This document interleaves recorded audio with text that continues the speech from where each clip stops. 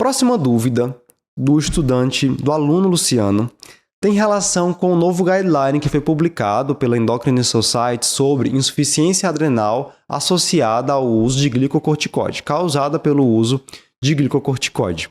O Luciano perguntou se atualmente os testes dinâmicos para avaliação do eixo adrenal, por exemplo, teste com ACTH sintético, teste de tolerância à insulina, não são mais recomendados em nenhum caso de insuficiência adrenal por uso de corticoide. Vamos entender? Recentemente, a Endocrine Society publicou um consenso inédito, dando orientações sobre como conduzir pacientes que estão utilizando corticoide em relação à preocupação com a insuficiência adrenal. E dando orientações sobre o que fazer na reta final, quando esse paciente já está com dose fisiológica de corticoide, para decidir se o corticoide poderá ou não ser interrompido. Uma sugestão do grupo é que, quando o paciente estiver utilizando a prednisona numa dose mais baixa ou outro corticoide em dose equivalente à prednisona, ali em torno de 5 mg dia, que é uma dose fisiológica, a gente cheque o cortisol sérico desse paciente. O paciente pode tomar a prednisona na manhã anterior, 24 horas depois, já estando 24 horas sem corticoide, pela manhã, esse paciente dosa um cortisol sérico basal. Se esse cortisol for maior que 10, a gente está tranquilo que esse paciente não está evoluindo com uma insuficiência adrenal por uso de corticoide e a prednisona ou outro corticoide em uso poderia ser interrompida.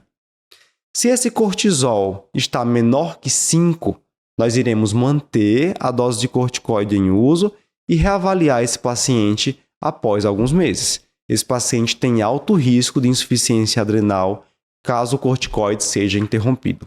No entanto, aqueles pacientes que mantêm ali um cortisol entre 5 e 10, eles estão numa zona cinzenta. E aqui haveria duas possibilidades.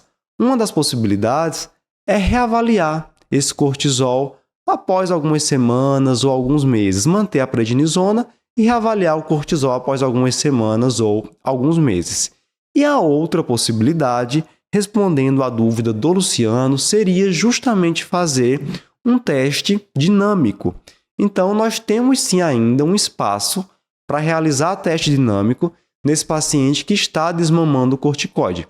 Então, seria justamente esse caso em que ele já está com dose baixinha, 5 mg dia de prednisona, você checou o cortisol sérico, está ali entre 5 e 10, uma zona cinzenta, você pode fazer o teste dinâmico para avaliar se é um paciente de alto risco de insuficiência adrenal após a interrupção do corticoide. Qual teste dinâmico poderia ser realizado? Nós temos a opção do teste com ACTH sintético, conhecido como teste da cortrosina, em que o paciente recebe uma dose do ACTH sintético e tem um nível de cortisol avaliado posteriormente. Se cortisol maior que 18, a gente consegue descartar a insuficiência adrenal. E a outra opção é o teste de tolerância à insulina. O paciente recebe insulina por via intravenosa para provocar uma hipoglicemia e checa o cortisol em vigência de hipoglicemia. Se ele tiver um pico também maior que 18, a gente consegue descartar insuficiência adrenal. Então, esse é o espaço que o teste dinâmico tem nessa situação de investigação de insuficiência adrenal induzida por uso de corticoide.